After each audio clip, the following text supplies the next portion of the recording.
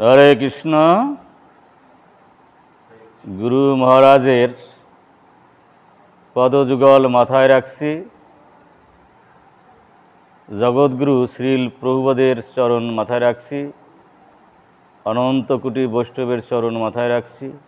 বিশেষ করে আজকে যারা সামনে আছেন, এই মন্দিরের সেক্রেটারি মহোদয় রয়েছেন, মাতাজিরা আছেন, তাদের চরণে জানাই অনন্ত অনন্ত কোটি দণ্ডবত। আজকে আমরা দেহ, আত্মা, পরমাত্মা সম্পর্কে আমরা বলার চেষ্টা করব। এখানে ভগবান নিজেই বলেছেন, এই বিষয়ে যারা সম্যক অবগত থাকবেন তারা তিতাব জ্বালার হাত থেকে রেহাই পাবেন, জন্ম মৃত্যু জরাবিধির হাত থেকে রেহাই পাবেন। তারা কখনো কোনো কর্মবন্ধনে লিপ্ত হবেন না। স্বয়ং ভগবান শ্রী বিষ্ণু এসে পৃথু মহারাষ্ট্রে যে কথা বলেছিলেন, সেই কথাগুলো আমরা একটু শ্রবণ করব। যদি আমরা এটা সম্যকভাবে একটু বুঝতে পারি, জানতে পারি, তাহলে আমাদের সমস্ত যন্ত্রণা থেকে আমরা রেহাই পাব।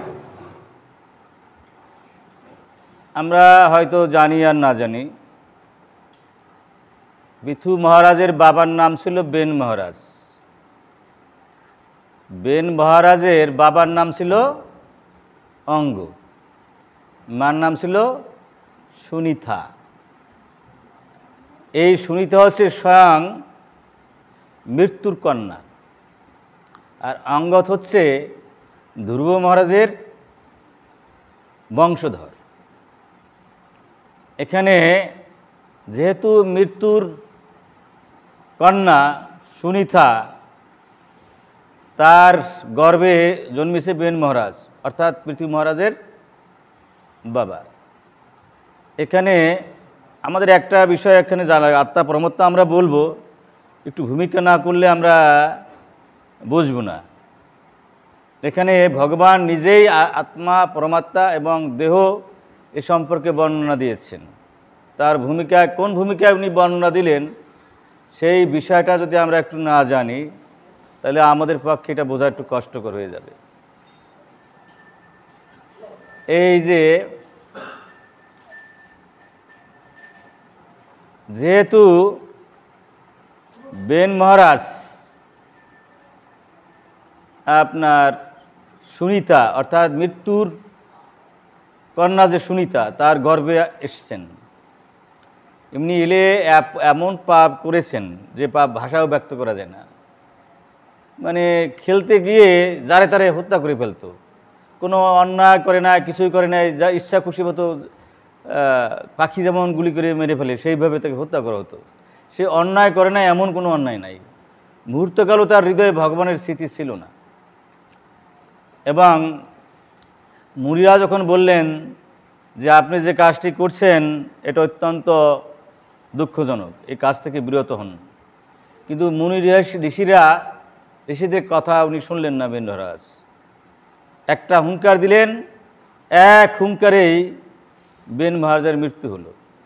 এখন এই মৃত্যু হওয়ার পরে আপনার জানেন, আপনার রাজ্যে রাজা না থাকলে যা হয়, শেষ পর্যন্ত মনি ঋষিরা কী করলেন, বেন মহারাজের উরু মন্থন করলেন। প্রথম মন্থনে আপনার নিষাদের জন্মগ্রহণ করা হলো। নিষাদ মানে কি? কালা, এক তো কালা কুসকুসে, এবং তারা অনাচারী, বেবিচারী, যত পাপ বেন মহারাজের, তার ওই তারা গ্রহণ করেছে, এবং পাপে তার শরীর একটা কালো থেকে কালো হয়ে গেছে। এবং প্রভু এখানে বলছেন, যত বড় পাপী হোক যদি যথার্থ ভজন করে, তার ওই নিষাদেরও উদ্ধারপ্রাপ্ত হবে। যদি এই তত্ত্বটা, নিষাদেরও ওই তত্ত্ব জানে, দেহতত্ত্ব, আত্মাতত্ত্ব, পরমাত্মা তত্ত্ব, এবং এই বিষয়গুলো যদি জানে, তাহলে তারা যত বড়ই পাপ হোক, ওই আপনার বেন মহারাজের যে প্রথম সন্তান নিষাদ, তারও উদ্ধারপ্রাপ্ত হবে। তাই আপনারা জানেন, একটা সুন্দর জিনিসই জগৎ সংসার আছে, শতক্রুত। শতক্রুত কাকে বলে জানেন কি? শতক্রুত, শতক্রুত একমাত্রই আমাদের ব্রহ্মাণ্ডে একজনই ছিলেন, তার নামটাও তো আমরা বোধহয় জানি না। সেই কত শুরুতে এই ব্রহ্মাণ্ডের একজনই ছিলেন, তার নাম হচ্ছে ইন্দ্রদেব। কিন্তু এই জগতে আমরা সব কিছু সহ্য করতে পারি, কিন্তু মাশ্চর্য সহ্য করতে পারি না। মানে অন্যের সুখ বলে সহ্য করা যায় না, অন্য আমার সুখ উপরে উঠে যাবে, এটা সহ্য করা যায় না। পৃথু মহারাজ যখন যজ্ঞ আরম্ভ করলেন, 100 যজ্ঞ যে করতে পারবে যথার্থভাবে, তাহলে বলা হয় শতক্রুত, মানে ব্রহ্মাণ্ডের সর্বশ্রেষ্ঠ যজ্ঞকর্তা। কিন্তু আপনার এই যজ্ঞকর্তা দেখলেন, ইন্দ্র দেখলে যদি উনি 100টা যজ্ঞ করে ফেলায়, আমি ছিলাম শতক্রুত, তাহলে আমাকে সে পরাজিত করে আমার মান সম্মান থাকবে না। আমি হচ্ছি এই ব্রহ্মাণ্ডের মধ্যে সর্বশ্রেষ্ঠ মানী সম্মানী যজ্ঞকর্তা। এখন যদি পৃথু মহারাজ এই 100 যজ্ঞ সম্পন্ন করে, তাহলে কি হবে? আমার যে সুনাম, আমি যে শতক্রুত, আর একজন যদি হয়ে যায়, আমার কি থাকে? আমার সে বড় আর কেউ হতে পারবে না, এলে আশ্চর্য, তাই না? তাই কি করলেন ইন্দ্র, তার ওই যে অশ্বের যে অশ্বটা, উনি সেটা অপহরণ করলেন। অশ্ব ছেড়ে দেওয়া হয়েছিল। তো এখন এই যে অশ্ব যে অপহরণ করলেন, আপনার ইন্দ্রের যে ছেলে, এবং তার পরবর্তী নাম হয়েছিল বিজিতাশ্ব। কারণ ইন্দ্রের এই চুরি করা অশ্ব এই ব্রহ্মাণ্ডের কেউই কিন্তু আর ফিরিয়ে নিয়ে আসতে পারে না। বহু জায়গায় উনি কিন্তু এই ব্যাপারে যুক্ত ছিলেন। ইন্দ্র একবার যার অশ্ব নিয়ে গেছে, দ্বিতীয়বার সেই অশ্ব আর ফিরে পায় নাই। কিন্তু পৃথু মহারাজের ছেলে ওই অশ্ব ফিরে আনতে সমর্থ হয়েছিলেন, এবং কি করেছেন আপনার, এই জন্য ওই পৃথু মহারাজের ছেলের নাম হচ্ছে বিজিতাশ্ব, যেহেতু অশ্ব উনি ফিরে নিয়ে আসতে পারতেছিলেন। এখন যখন পৃথু মহারাজ ইন্দ্রকে ধরে ফেললেন, ইন্দ্রকে যখন উনি একবার না দ্বিতীয়বারও চেষ্টা করেছিল আপনার ওই অশ্ব করার জন্য। দ্বিতীয়বার যখন আবার তাকে ধরে ফেলা হলো এবং তাকে যখন শাস্তি দেওয়া উদ্যোগ হলেন, তখন শ্রীবিষ্ণু হাজির হয়েছেন। এখানে আমরা যারা একটু সাধু লাইনে আছি, বিশেষ করে এখানে সেক্রেটারি মহোদয় রয়েছে, তার কাছে আমার সনির্বন্ধ অনুরোধ, এই যে যদি আমরা এই আত্মা দেহ এই পরমাত্মা সম্পর্কে আমাদের সম্যক জ্ঞান থাকে, তাহলে আমাদের কোনো রাগও থাকবে না, লোভও থাকবে না, ক্রোধও থাকবে না। আমাদের বড় শস্ত্র হচ্ছে কাম, ক্রোধ, লোভ, নরকের দ্বার। যদি আমরা আত্মার সম্পর্কে জানি, যদি জীবাত্মার সম্পর্কে জানি, দেহ সম্পর্কে জানি, তাহলে আমাদের কাম, ক্রোধ, লোভ এই 3টা হাত থেকে আমরা রেহাই পাব। এই জন্য আজকে দেখেন, আর এখানে আমরা এই যে যখন আমাদের দেহত্ব বুদ্ধি আসে, তখন আমরা কিন্তু একজনের উপর রাগান্বিত হয়ে উঠি, এবং সেজন্য বলছে এই দেহটা হচ্ছে বাইরের বস্তু, এবং যদি আমরা রাগান্বিত হয়ে উঠি, তাহলে কিন্তু আমরা এই জগৎ থেকে উদ্ধারপ্রাপ্ত হব না। কারণ কাম, ক্রোধ, লোভ, ক্রোধ, রাগান্বিত এই নরকের দ্বার। এই জন্য বলছেন, ভাগবতের চমৎকার চমৎকার কথাগুলো বলেছেন। যদি আমরা আত্মজ্ঞানী হতে চাই, দেহ সম্পর্কে আমাদের ধারণা থাকে, পরমাত্মার সম্পর্কে ধারণা থাকে, আমাদের কোনো দুঃখই থাকতে পারে না, আমাদের কোনো সুখও থাকবে না, দুঃখও থাকবে না, আমাদের কোনো কর্মবন্ধন থাকবে না। আমরা কি করব? এই কর্মবন্ধন থেকে মুক্ত হয়ে আমরা বৈকুণ্ঠ ধাম প্রাপ্ত হব। এই জন্য এখানে শুদ্ধ ভক্ত প্রভুরা আছেন, এরা ওনাদের জন্য অত্যন্ত প্রয়োজনীয়।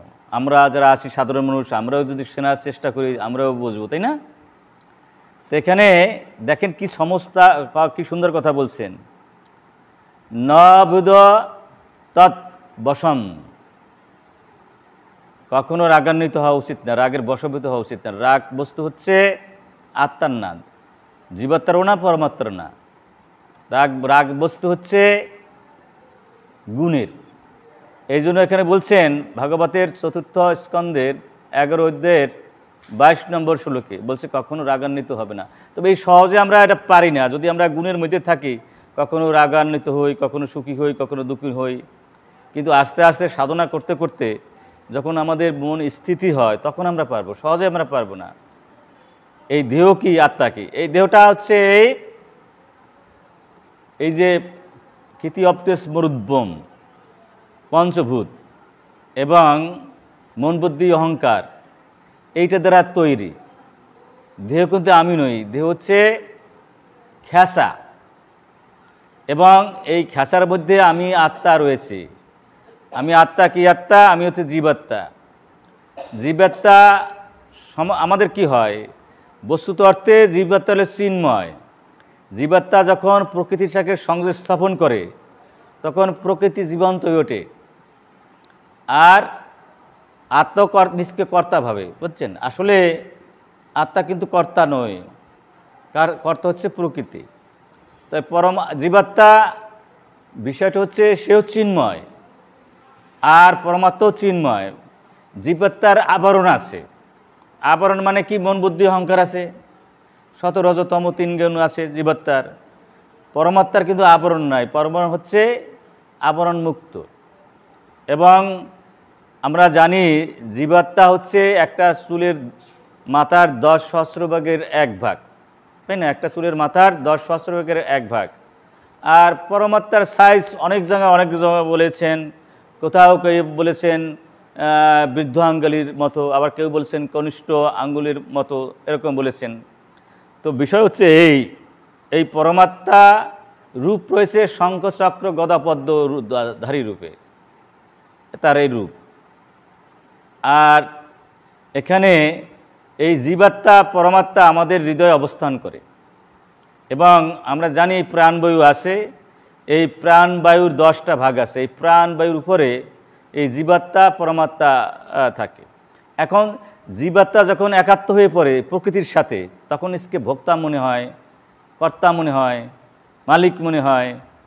তখন সে পাপ পুণ্যের ফেরে পড়ে যায়। কিন্তু পরমাত্মা, তার কখন পাপও নাই, পুণ্য নাই। সে কী করে? সাক্ষী এবং অনুমোদনকারী। তিনি সমস্ত জীবের কর্মকাণ্ডের সাক্ষী থাকেন এবং অনুমোদন করেন। পরমাত্মা হচ্ছে ভগবানের বিভিন্ন অংশ, সাংশ, আর জীবাত্মা হচ্ছে বিভিন্ন অংশ। যেমন জীবাত্মাটা হচ্ছে যেমন লোহার সাথে লোহার সংঘর্ষ হলে যেমন স্ফুলিঙ্গ হয়ে ওঠে, তাই না? সেই জীবাত্মাতে তদ্রূপ। আমরা যদি ভগবানের থেকে বিচ্ছিন্ন হয়ে পড়ি তাহলে আমরা কিন্তু নিশ্চিন্ন হয়ে যাব সেই স্ফুলিঙ্গের মতো। কিন্তু পরমাত্মা তদ্রূপ না। কিন্তু পরমাত্মা হইল ভগবানের সাংস্বরূপ। তিনি তার সাংস্বরূপ, তার কিন্তু অক্ষয় অব্যয়, তার কোনো আবরণ নাই, তার কোনো নিয়ন্ত্রণকারীও নাই। এখানে জীবাত্মার কিন্তু নিয়ন্ত্রণকারী আছে, সে পরমাত্মাই। সুতরাং এটু যদি আমরা বুঝি তাহলে কিন্তু আমাদের জীবন সার্থক হবে। এখানে আমরা এই সাধারণ জিনিসটা বুঝতে পারি না যে আমাদের এই দেহটা পঞ্চভূত দ্বারা তৈরি, তাই না? এবং এর ভিতরে মন বুদ্ধি অহংকার আছে, এর ভিতরে 17তম 3 গুণ আছে, তাই না? এবং পরমাত্মা হচ্ছে আপনার ভগবানের সাংস্বরূপ, জীবাত্মা আছে ভগবানের বিভিন্ন অংশ, এবং এরা দুজনেই এই হৃদয়ে অবস্থান করতেছেন প্রাণবায়ুর উপরে। এটা আমাদের বুঝতে হবে। কিন্তু এই জীবাত্মার সাথে দেহেরও কোনো সম্পর্ক নাই। কিন্তু যখন একাত্ম হয়ে ওঠে তখন সম্পর্ক সৃষ্টি হয়। যেমন আগুন ভিন্ন বস্তু, কাঠ ভিন্ন বস্তু, এই যে আমরা যারা চুল্লা সেটাও ভিন্ন বস্তু, কিন্তু আগুন কখন জ্বলে? কাঠে যখন আমরা ম্যাচকেট ধরাই দিই তখন আগুন জ্বলতে থাকে। যখন একাত্ম হয়ে যায়, জীবাত্মার সাথে দেহের সংযোগ ঘটে যখন, অথবা প্রকৃতির সংযোগ ঘটে যখন, তখন আগুন জ্বলে ওঠে। কিন্তু আমরা যদি বুঝতে পারতাম যে এই দেহটা হচ্ছে সম্পূর্ণ ভিন্ন বস্তু, আমি দেহ নই, আমি হচ্ছে আত্মা, এই বুদ্ধি যদি আমরা রাখতে পারতাম তাহলে আমাদের কিন্তু সুখও থাকতো না, দুঃখ থাকতো না। কিন্তু যখন আমরা একাত্ম হয়ে উঠি, সংযোগ সৃষ্টি হয়ে ওঠে, তখন আমাদের দুঃখ শুরু হয়ে যায়। যেমন আগুনে যখন কাঠের মধ্যে আগুন ধরাই দেয়, তখন কাঠে আগুন জ্বলতে থাকে। তদ্রূপ আমরা যখন একাত্ম হয়ে উঠি প্রকৃতির সাথে, জীবাত্মার প্রকৃতির সাথে সংযোগ ঘটে, তখন আমাদের সুখ দুঃখের খেলা চলে। আমরা যদি ভাবতাম আমাদের বিচ্ছিন্ন বস্তু, সুখ আসতো না, দুঃখ আসতো। যেমন গুরু মহারাজ, তার সুখ নাই, দুঃখ নাই, যেমন প্রভুবধ, যখন যারা শুদ্ধ ভক্ত, এদের মধ্যে কোনো সুখও নাই, দুঃখও নাই। এরা নিত্য চিন্ময় আনন্দে, তারা জানে যে আমি দেহ নই, তারা জানে আমি দেহ থেকে, আমি আত্মা থেকে বিচ্ছিন্ন বস্তু। এই জন্য সুখ দুঃখ প্রভাব তাদের মধ্যে খেলে না। আমাদের কেন থাকে? আমরা দেহত্ব বুদ্ধিতে থাকি, সেই জন্য আমাদের মধ্যে সুখ দুঃখ থাকে। এখানে ভগবান কি চমৎকার চমৎকার কথা বলছে, আমি একা একা যখন ভাবি দিশার হয়ে যাই।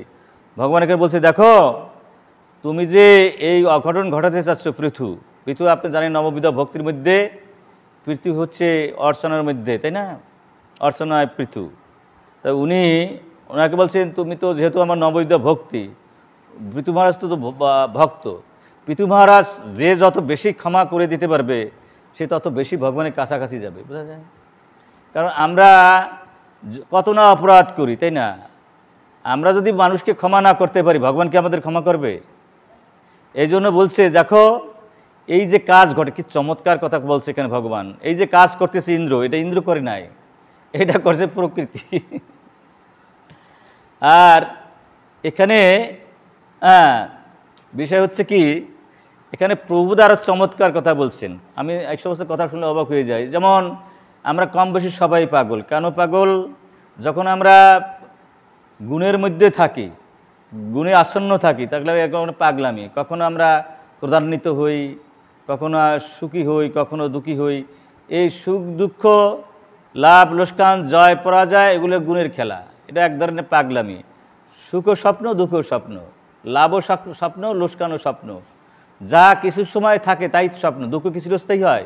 সুখ কি চিরস্থায়ী হয়? কিছু দেহটা কি চিরস্থায়ী? যা চিরস্থায়ী না তা তো স্বপ্ন। এই জন্য বলছে, যারা এই গুণাশ্রিত বুদ্ধি নিয়ে থাকে তা পাগল ছাড়া কিছু না। এখানে ভগবান কি চমৎকার কথা বলছে। সেই সমস্ত মানুষগুলো বুদ্ধিমান, যারা জানে আমি দেহ নই, যারা জানে আত্মা সম্পূর্ণ আলাদা বস্তু, যারা জানে পরমাত্মা হচ্ছে অনুবাদনকারী এবং সাক্ষী, এই বস্তু তো যারা জানে তারা হচ্ছে যথেষ্ট বুদ্ধিমান মানুষ,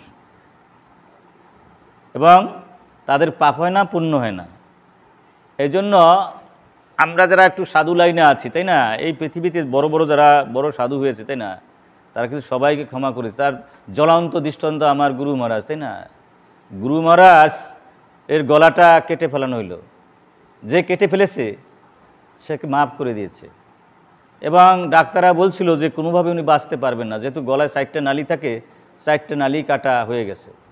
তো সুতরাং এটা অলৌকিকভাবে ভগবান গুরু মহারাজকে বাঁচানো হলো। তাহলে এই জন্য এরা হইল মহামানব, এরা হচ্ছে মহাপুরুষ। এরা কখনো দেহত্ব বুদ্ধিতে থাকেন না, এরকম শুদ্ধবাদরা কখনো। তারা জানেন যে এই কাজকর্ম, যে সেন্ট্রিগো যে কাজ করছে, এটা গুণের জন্য করেছে। এই কাজগুলো সেন্ট্রিগো করে নাই, করছে প্রকৃতি। আর গীতাও বলছে, প্রকৃতি ক্রিয়া বনৈ গুণের সর্বস্ব অহংকার বিমূত কর্তনী মান্যতে। আসলে কাজ করে প্রকৃতি। এই জন্য আমরা যারা একটু ভক্ত হয়েছি অথবা ভক্ত লাইনে আসছি, কেউ দোষ দর্শন করতে নাই, আর কেউকে দোষী ভাবতে নাই। ওই লোকটা কিন্তু কাজটা ঘটাইছে প্রকৃতির জন্য। এই জন্য মহামানবরা, আচার্যরা, মহাভাগবতরা কখনো অন্যকে দোষারোপ করেন না, যেমন আমার গুরু মহারাজ করলেন না। কারণ জানে এইগুলা প্রকৃতির জন্যই ঘটেছে।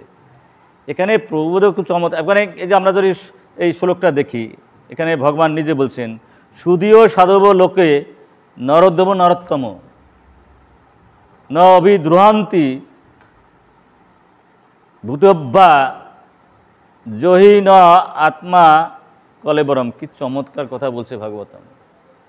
হে রাজন, যারা অত্যন্ত বুদ্ধিমান এবং অন্যের হিতসাধনের রত, মানুষের সমাজে তাদের সর্বস্ব বলে বিবেচনা করা হয়, তারা কখনো অন্যের প্রতি বিদ্বেষ প্রবণ হয় না। ওনারা জানেন যে কাজটি উনি করেন নাই, করছে প্রকৃতি। এই জন্য ওনাকে দোষারোপ করে লাভটা হবে কি? তারা ভালোভাবে জানেন যে আত্মা থেকে এই জড়দেহ ভিন্ন। কি সুন্দর কথা বলছে এখানে। আর এখানে প্রভুদ আর এক ধাপ আগাই কথা বলছে। কোনো পাগল যদি কাউকে হত্যা করে, তাহলে উচ্চ বিচারালয়েও তার অপরাধ ক্ষমা করা হয়। কি চমৎকার কথা বলেছে। তার কারণ হচ্ছে যে জীব পরমেশ্বর ভগবানের বিভিন্ন অংশ হওয়ার ফলে তার স্বরূপে সে সর্বদাই শুদ্ধ। কিন্তু যখন সে মায়ার প্রভাবে আচ্ছন্ন হয় তখন সে প্রকৃতির 3 গুণের শিকার হয়। বাস্তবিক পক্ষে যে যা কিছুই করে তা প্রকৃতির প্রভাবেই অনুষ্ঠিত হয়। সেই সম্মত থাকছেন, আমি আগে যা বলছি প্রভু তো তাই বলছে। এই জন্য যারা বুদ্ধিমান, জ্ঞানী, শুদ্ধ ভক্ত অন্যের দোষ দর্শন করে না, অন্যকে দোষী ভাবেও না। এটা জ্বলন্ত জীবন্ত উদাহরণ আমার প্রভু গুরু মহারাজ, এরকম আরও কি অনেক শুদ্ধ ভক্তরা রয়েছে। এই জন্য আমরা যদি ভক্তি জীবনে ঊর্ধ্বগতি লাভ করতে চাই, তাহলে আমি দেহ নই, আমি আত্মা, আত্মার মানও নাই, সম্মানও নাই। যেমন রুহুগণ যখন আপনার জড় ভরত্রে অপমান করলো, তখন কিন্তু বলছে আপনি তো আমাকে কিছু বলেন নাই, আমি তো দেহ নই, এই দেহ তো বাইরের বস্তু। বুঝলেন মহামানবের, মহান আচার্যের কথাবার্তা। সুতরাং এই ভাবনা নিয়ে যদি থাকা যায়, আমি দেহ নই, আমি আত্মা, আর পরমাত্মা সব সাক্ষী রূপে আছে, এই ভাবনা যদি থাকা যায়, তাহলে কিন্তু আমরা মানে অচিরেই সেই গোলক বৃন্দাবন বৈকুণ্ঠ ধাম যেতে পারি। দেখেন গীতার 5ম অধ্যায়ে 14 নম্বর শ্লোকে কি চমৎকার কথা বলেছে। না কর্তৃত্বম না কর্মাণি লোকস্য সৃজিত প্রভু, কি চমৎকার কথা বলছে। না কর্মফলম সংযোগম সর্ববন্ধু প্রবর্ততে, কি চমৎকার কথা। এখানে বলছে দেহদিন নগরী অধীশ্বর দেহি, মানে আমাদের যে জীবাত্মাটা কর্ম সৃষ্টি করে না, কাউকে সেই কর্মে প্রবৃত্ত করে না। এই যে আত্মার, যেটা আমাদের আত্মা, সেই আত্মাটা নিজে কোনো কর্ম করে না, অন্যকে করে কর্ম সৃষ্টি করে না, অথবা সে কর্মফলও সৃষ্টি করে না। কি চমৎকার কথা বলছে। তা সবাই অনুষ্ঠিত হয় জড়া প্রকৃতির গুণের প্রভাবে।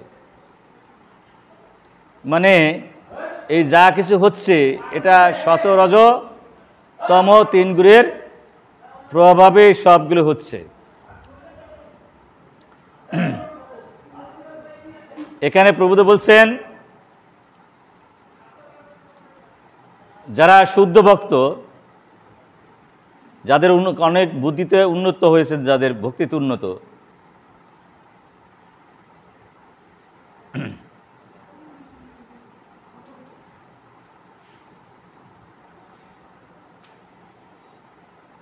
তারা ভাবেন এই কেউ কেউ দোষ দিয়ে লাভটা কি, আর কেউ দোষ দেওয়া লাভটা কি, সব কিছু প্রকৃতি করছে। এইভাবে শুদ্ধ ভক্তরা কী করেন, আস্তে আস্তে এই ভাবনার মধ্যে থাকতে থাকতে গুণাতীত হয়ে যান। আর যতক্ষণ পর্যন্ত গুণাতীত আমরা না হব না, ততক্ষণ পর্যন্ত এখান থেকে উদ্ধার পাবো না। এই জন্য আমি দেহ নই, আমি আত্মা, আর পরমাত্মা সাক্ষী রূপে আছে। আমাদের এটা সবসময় মনে রাখা উচিত। পূর্বতন আচার্যদের উপদেশ পালন করার ফলে পারমার্থিক জীবনে উন্নত তোমার মতো ব্যক্তিরাও যদি আমার মায়ার প্রভাবে মোহচ্ছন্ন হয়, তাহলে তোমার পারমার্থিক উন্নতি কেবল সময়ের অনর্থক অপচয় বলেই মনে করা হবে। এখানে বলা হচ্ছে কি, যদি আমরা ভক্ত হই না, দেহত্ব বুদ্ধি শূন্য হওয়া উচিত। দেহটা তো আমার না, এই দেহটা হচ্ছে মায়ার, তাই না? পরের জিনিস লইয়া আমি আমার করলে ভালো লাভ হবে কিছু। এবং এই জন্য বলছে, এবং যারা আমরা এই দেহটা আমার, এই দেহটা আমি, আর দেহ সম্পর্কে যা কিছু আমার, এই ভাবনায় থাকলে আমরা এই 14 ভুবন থেকে উদ্ধার পেতে পারবো না। এই জন্য বলছে এখানে, যারা তুমি পৃথু মহারাজ, তুমি কেন এই কাজটি করবা? তুমি তো সাধু, সাধুর কাজ হলে ক্ষমা করে দেওয়া। আর ইন্দ্র যে কাজটি করেছে, সে কাজটি করেছে গুণের জন্য। সুতরাং এখানে গুণের জন্যই আমরা পাগলামি করি। সুতরাং তাকে ক্ষমা করে দাও। এই জন্য আমরা যদি বুঝি আমরা দেহ নই, আমরা আত্মা, আর পরমাত্মা রূপে সাক্ষী রূপে রয়েছে ভগবান সাংস্যরূপে, তাহলে কিন্তু আস্তে আস্তে এর হাত থেকে আমরা রেহাই পেতে পারি। আর যদি দেহত্ব বুদ্ধিতে থাকি, তাহলে এখান থেকে আর রেহাই পাওয়ার কোনো উপায় নাই। কেন এখন ঘটনা হচ্ছে কি, আমাদের এই দশা হয় কেন? আমরা ভাবি কি ওই ইন্দ্র দিয়ে সুখ পাবো, কখনো হবে না। এই ইন্দ্র যার সুখ, যা শুরু হয় তার শেষ হয়ে যায়, তার সুখ আসবে কী করে? চোখে যা দেখি, বাড়ি ঘর, সন্তান, আমি, আমার যা কিছু আছে, তার সময় সব নিয়ে যায়। যার সময় নিয়ে যায় তা কি সুখ আসে পার্মানেন্ট? কিন্তু আমরা যখন এই এই বুদ্ধিতে থাকি তখন আমরা বুঝতে পারি না, এটাই বলা হয়েছে।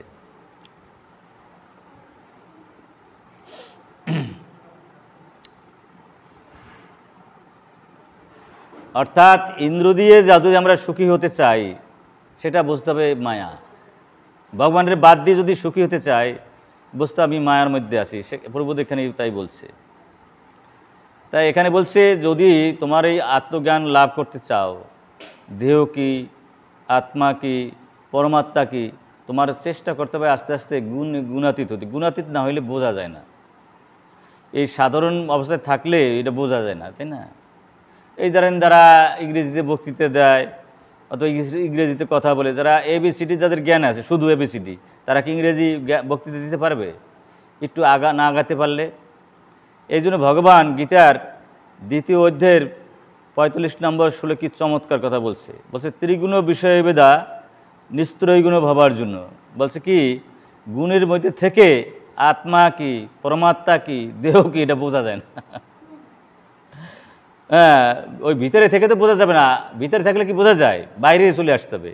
এই গুণের বাইরে যদি চলে আসা যায় তাহলে আত্মা কি, পরমাত্মা কি, জীবাত্মা কি বোঝা যায়, দেহ কি বোঝা যায়। কিন্তু যারা গুণের মধ্যে আছে তারা সহজে বোঝে না। এই যে যারা এখানে শুদ্ধ ভক্ত রয়েছেন আমাদের, এরা যদি চেষ্টা করে এদের দিয়ে কিন্তু জগতের অশেষ লাভ হবে। সাধারণ মানুষ এগুলো বুঝবে না। এই জন্য বলছে দ্বন্দ্ব করলে এগুলো বোঝা যাবে না, এবং সব সময় ভগবানের চিন্তায় থাকতে হবে। এবং যদি আমরা থাকি এবং যদি আমরা ভগবানের আত্মনিষ্ঠ লাভ করতে পারি, আমরা যদি মনে সবসময় ভগবানের রাখতে পারি, তাহলে এই বিষয়গুলো আমরা বুঝতে পারবো। যদি ভগবানের স্থান না দিতে পারি তো এই বিষয়গুলো কিন্তু বেশি একটা মনে থাকবে না, বেশি একটা কার্যকরী হবে না। এই জন্য এখানে বলছে সর্বক্ষণ যারা ভগবানে মনে রাখেন, মনে রাখার চেষ্টা করেন, তারাই কিন্তু এই বিষয় এটা কি করেন, এই বিষয়গুলো ভালো করে রপ্ত করতে পারেন।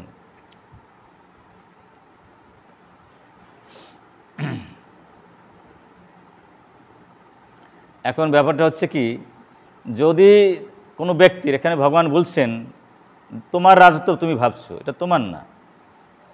এই চোখে যা দেখো সবগুলো হচ্ছে গুণের খেলা, গুণ থেকে আসছে। এই জড়জগৎ ভগবানের বহিরঙ্গ শক্তি, আর আমরা যা জীব ভগবানের তটস্থ শক্তি, আর গভীরে হচ্ছে ভগবানের অন্তরঙ্গ শক্তি। তুমি যা রাজ্য ভাবছো এগুলো হচ্ছে মায়ার খেলা। আর তোমার মতো বিদগ্ধ জন যিনি শাক্ত অবতার, আবার কোথাও বলা হয়েছে কলা অবতার। তো সুতরাং তুমি যদি এই বিভ্রান্তের মধ্যে থাকো, সাধারণ জেনে কী অবস্থা হবে? তাই বলছে তুমি বিভ্রান্ত রাখতে পারো না। তোমার যদি সেই বুদ্ধি থাকে তাহলে নিশ্চয়ই তুমি অবস্থা থেকে নিজকে সরাই নিয়ে আসতে পারবা। এখানে ভগবান বললেন আত্মা এক শুদ্ধ চিন্ময় শতপ্রকাশ। আত্মার জন্ম নাই, মৃত্যু নাই, এটা শতপ্রকাশ। তিনি সমস্ত সদ্গুণের আধার এবং সর্বব্যাপ্ত, তিনি জড় আবরণ রহিত। একটি চমৎকার কথা বলছে, এই পরমাত্মার কথা বলা হচ্ছে। এখন আমি যা আগে বলছি সেটা ভগবান এখানে বিস্তারিত বর্ণনা দিচ্ছেন। ভগবান বলছেন যে যে পরমাত্মা তার কোনো আবরণ নাই, এবং তিনি হচ্ছেন সমস্ত কার্যকলাপের সাক্ষী। যিনি পরমাত্মা তিনি অন্য সমস্ত জীব থেকে সম্পূর্ণরূপে স্বতন্ত্র। এই পরমাত্মা এই সকলার খবর জানি। আমি যে জীবাত্মা শুধু আমার দেহের খবর জানি, তাই না? আর পরমাত্মা কী করেন? সমস্ত জীবের খবর জানেন, কারণ পরমাত্মা সমস্ত জীবের মধ্যে রয়েছে। জীবাত্মা শুধু একটা দেহের খবর জানেন, তাই না? আর পরমাত্মা সমস্ত জীবের দেহের খবর জানেন। এবং বলছেন এই যে আমরা যে জীবাত্মা, সেই জীবাত্মারও অতীত হচ্ছেন তিনি।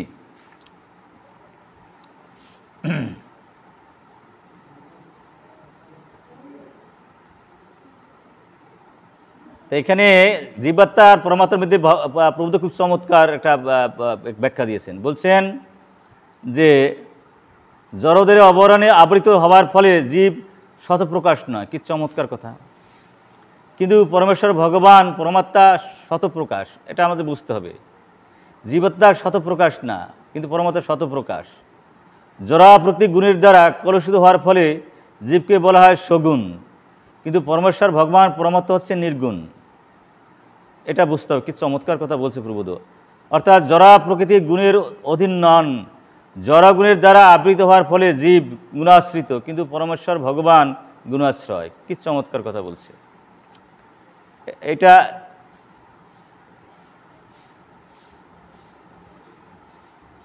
এখানে ভেদ অভেদও আছে। জীবাত্মার মধ্যে যে গুণ আছে পরমাত্মার মধ্যেই গুণ আছে, কিন্তু পরমাত্মা হচ্ছে বিভু আর জীবাত্মা হচ্ছে অনু। এই কথা ভগবান এখানে বলছেন। ভগবান বারবার বলতেছেন এখানে যে কোনো ব্যক্তি যদি দেহ এবং জীবাত্মা এবং পরমাত্মা থেকে থাকে, তার এই জগতে কোনো শত্রু থাকে না, এবং সে জানে এই বাইরের বস্তু গুণের দ্বারা তৈরি, এই গুণের ব্যাপার, তার কিছু না, তাহলে পরের জিনিস নিয়ে সে কেন এটা কাজ করবে। তো এখানে বলছে যে এই বোধগুলো আমাদের থাকে না কোনো, আমরা তো গুণের মধ্যে থাকি, ভিতরে থেকে ভিতরে জিনিস বোঝা যায় না, বুঝলেন। যেমন সমুদ্রের মধ্যে মাছ থাকে, মাছ বুঝতে পারে না সমুদ্রের পরিধি কতখানি, কিন্তু আমরা যদি বাইরে থাকি আমরা মাপতে পারি যে সমুদ্রের পরিধি এতখানি। তাই গুণের ভিতর থেকে এই বিষয়গুলো বোঝা যায় না। এই জন্য যারা শুদ্ধ ভক্ত তারা বোঝে। এই জন্য প্রভু এখানে সুন্দর করে বলছেন, মাম চাষে ভক্তিজন সেবাতে স্বগুণায়ন সমতে, ভক্তিজন সেবাতে স্বগুণায়ন সমতে ব্রহ্মভয় গল্পতে। আমরা যদি গুণাতীত হতে পারি, তাহলে জীবাত্মা কি, পরমাত্মা কি, দেহ কি, এগুলো আমরা কি বুঝবো ভালো করে। এবং যদি এগুলো বুঝি, তাহলে আর জন্ম মৃত্যু জরাবাদি থাকবে না, তিতাব জ্বালা থাকবে না। আমরা কি করব, এক জন্মে বৈকুণ্ঠ ধাম চলে যাব। এই কথা কেন বলছি।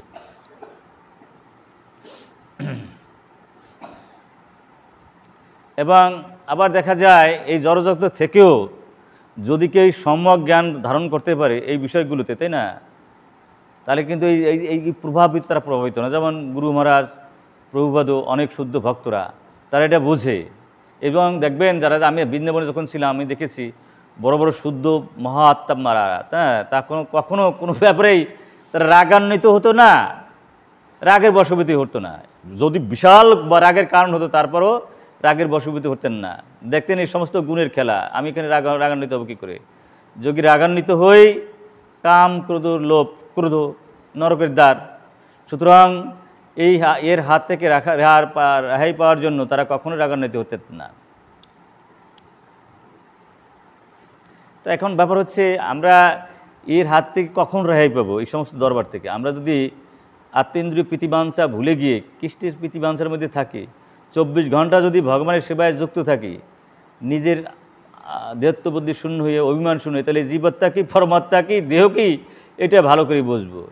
কিন্তু যদি আত্মেন্দ্রিয় প্রীতিবাঞ্ছা থাকে মানে বেশি করে, তাহলে কিন্তু সহজে আমরা বুঝবো না। তবে আমরা যারা এখানে আসি, আমরা একদিন হয়তো বুঝবো না, আস্তে আস্তে আস্তে আস্তে আস্তে আস্তে আস্তে আস্তে চেষ্টা করতে করতে করতে একদিন আমরা বুঝে ফেলবো, তাই না। যেমন এই গাভী যখন বাচ্চা প্রসব করে, একবারে কি লাফ দিয়ে উঠে দৌড় দেয়, একবার পড়ে যায় আর একবার ওঠে, তাই না। এরকম একবার পরে একবার ওঠে, এরকম করতে। এরকম শুদ্ধ ভক্তরা যারা আছে, এরা যখন কুসঙ্গে পড়ে যায় বা আমরা যখন কুসঙ্গে পড়ে যাই, তখনও আমাদের মায়ায় ধরে, বোঝা যায় না। এই জন্য আমাদের প্রতিনিয়ত সাধুর সঙ্গে থাকা উচিত, তাহলে কিন্তু আমরা মায়ের হাত থেকে রেহাই পাব। এখন এখানে আমাদের এই কত চমৎকার কথা বলা আছে, তাই না। 4টি বর্ণ আর 4টি আশ্রম আছে, তাই না। এই 4টি বর্ণ আর 4টি আশ্রম দিয়ে ভগবানের প্রীতার্থে কাজ করে যাওয়া উচিত। এই 4টি বর্ণ আর 4টি আশ্রমের ভিতরে যদি আত্মেন্দ্রিয় প্রীতিবাঞ্ছার গন্ধ থাকে, তাহলে কিন্তু হিংসার বাইরে যেতে পারবো না।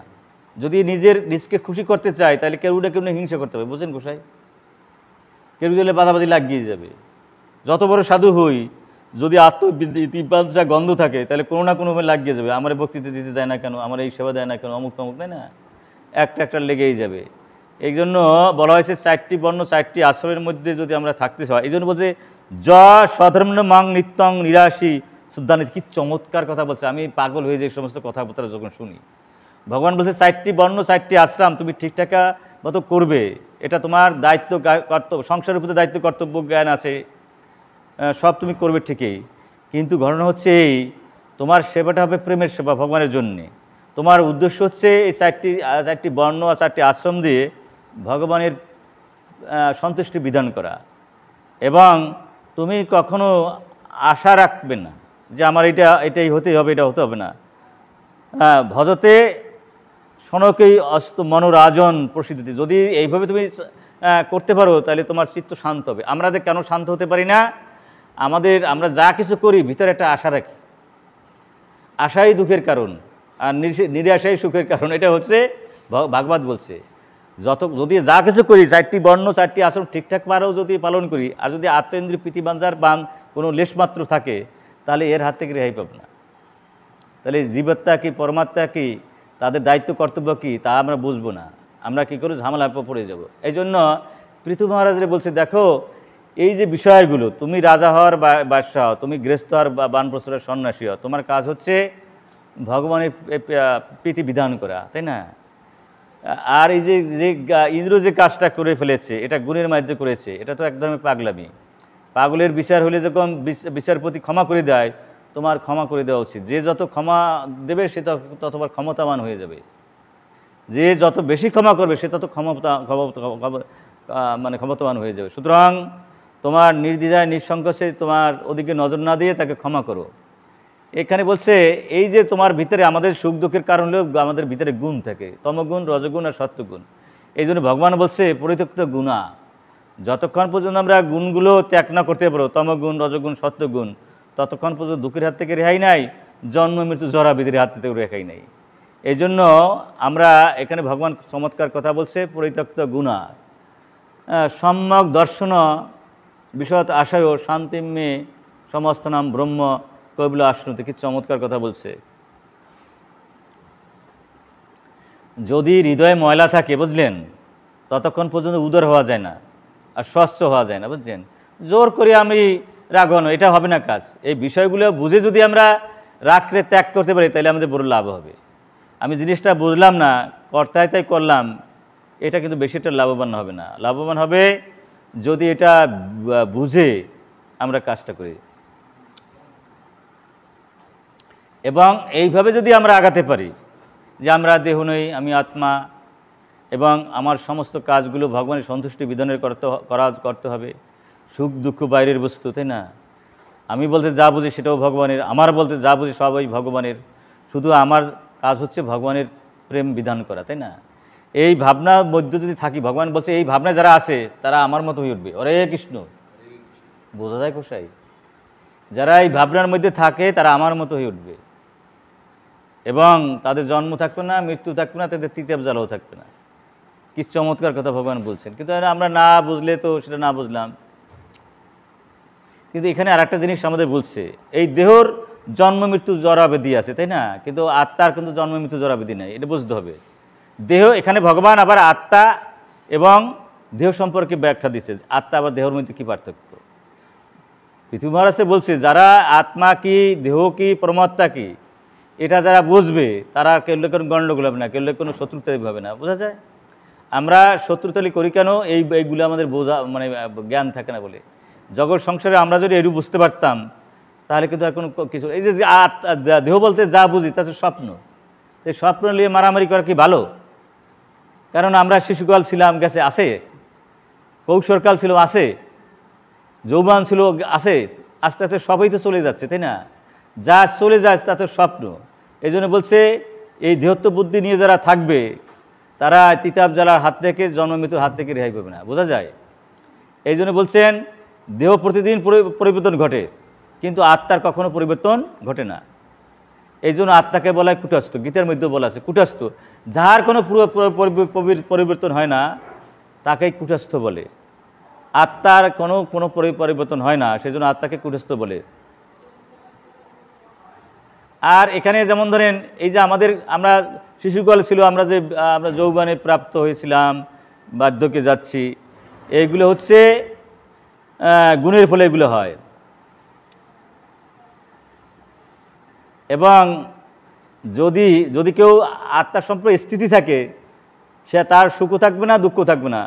যদি আমরা সুখ দুঃখের দোলায় দুলি, তাহলে কিন্তু আমরা জন্ম মৃত্যুর জরাবতির হাত থেকে রেহাই পাবো না। বোঝা যায়?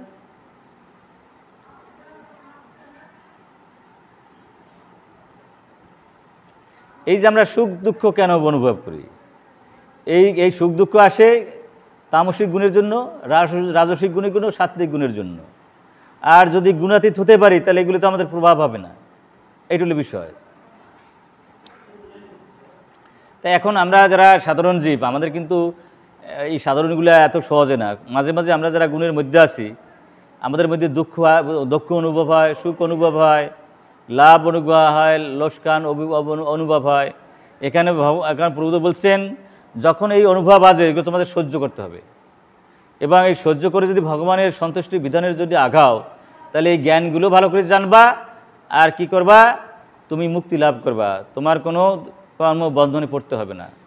তুমি যদি এই গুণের প্রভাবে প্রভাবিত হয়ে কেউ শত্রু ভাবো, কেউ মিত্র ভাবো, তাহলে তোমার কর্মবন্ধনে পড়ে যাও। কি চমৎকার কথা বলছে, বোঝা যায় না? কেউ শত্রু ভাবো আর যদি মিত্র ভাবো, তাহলে কি হবে, তুমি কর্মবন্ধনে পড়ে যাবে, তুমি এই জগৎ থেকে তোমার মুক্তি লাভ করতে পারবে না। সুতরাং এদিকে নজর না দিয়ে সব কিছু প্রকৃতির জন্য ঘটছে, আর যারা এই প্রকৃতির জন্য ঘটনা ঘটাচ্ছে তারা পাগল ছাড়া কিছু না। এই পাগলের পিছনে গিয়ে সময় নষ্ট করার, আত্মেন্দ্রিয় প্রীতিবাঞ্ছা যে কুটিবাঞ্ছা করে, কৃষ্ণের যে ইচ্ছা সেই ফল ধরে। সুতরাং এই ভাবনা নিয়ে তোমার দায়িত্ব কর্তব্য পালন করো। তুমি তোর ভক্ত লাইনে আছো, তোমার উচিত না চাইতে অন্যকে ক্ষমা করে দেওয়া। এই জন্য এখানে প্রভু তো সুন্দর করে বলেছেন, সূক্ষ্ম স্থূল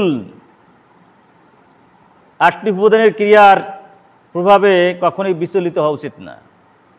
এই সুখ দুঃখ ভালো মন্দ জয় পরাজয় যা কিছু, এটা দেহের, আত্মার সাথে কোনো সংযোগ নাই, বোঝা যায়? এইভাবে নিয়ে যদি আমার গুরু মহারাজের মতো বা অন্য যারা মহামা আচার্য আছে এবং থাকতে পারি, তাহলে আমরা এক জন্মেই এই জগৎ থেকে মুক্তি পেয়ে বৈকুণ্ঠধাম চলে যাব। এখন এটা তো সোজা না। এখানে প্রভু বলছেন, এই ভাবনায় কখনো আমরা যদি সব কাজের মধ্যে ভগবানের চিন্তায় থাকতে পারি, তাইলে কিন্তু হবে। আমরা যে কাজ করলাম, চাকরি বাকরি, ব্যবসা বাণিজ্য, ঘর বাণিজ্য, বাস্তবে এই বাড়িটা ভগবানের, মেয়েটা ভগবানের, ব্যবসা ভগবানের, সবই ভগবানের। আর সবসময় যদি ভগবানের কথা মনে রাখতে পারি, তবে এই কথা যে ভগবান যেগুলো কথাগুলো বলল, সেই কথাগুলো আমাদের মনে থাকবে।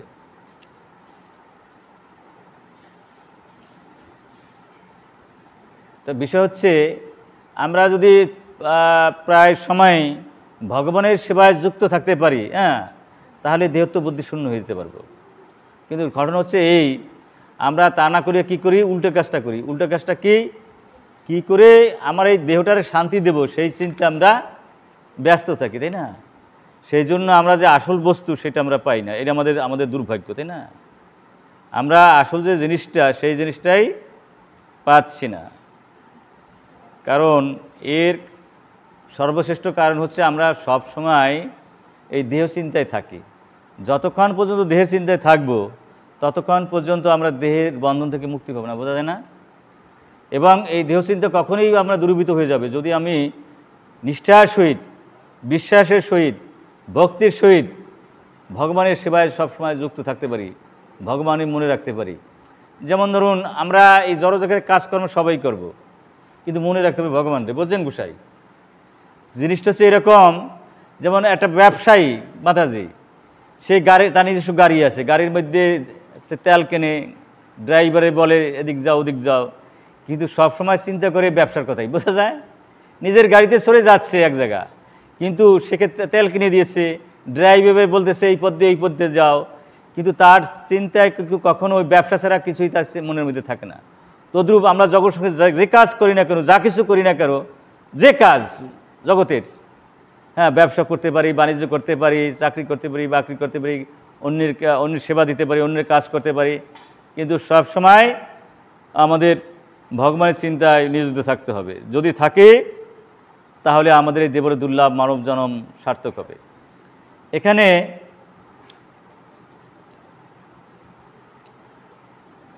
জানা হচ্ছে কি, যখন আমরা যদি অভিলাষ থাকে কোনো, তাই না, তাহলে আমরা কিন্তু এই ভাবনায় যেতে পারবো না। অভিলাষ যারা আপনারা কর্মীরা সবসময় দেহের কার্যকলাপে সম্পূর্ণভাবে মগ্ন থাকে, তাই না? তাদের জীবনের লক্ষ্যই হচ্ছে দেহটির কীভাবে সুস্বাচ্ছন্দ্য করবে। যারা কর্মী, ভালো গাড়ি, ভালো বাড়ি, ভালো স্ত্রী, এই নিয়ে দেহত্ব সুখের মধ্যে থাকতে চায়।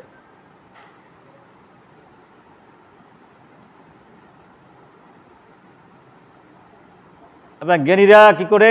জ্ঞানীরা তো জল্পনা কল্পনার মাধ্যমে এই জড় বন্ধন থেকে মুক্ত হওয়ার চেষ্টা করে। কিন্তু আসলে তারা মুক্তি লাভ করতে পারে না।